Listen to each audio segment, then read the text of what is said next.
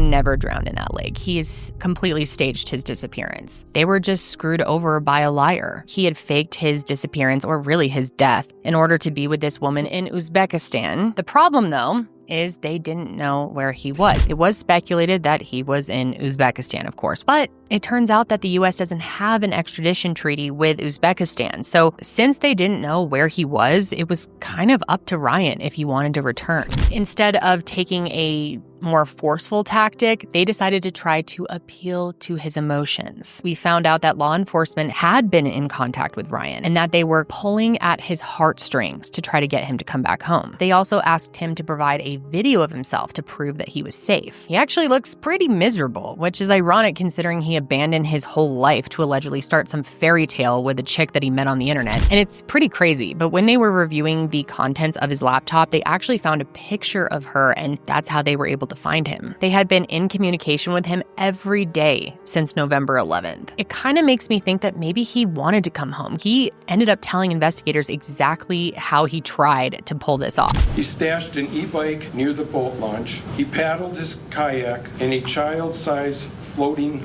boat out into the lake. He overturned the kayak and dumped his phone in the lake. He paddled the inflatable boat to shore, got on his e-bike, and rode through the night to Madison.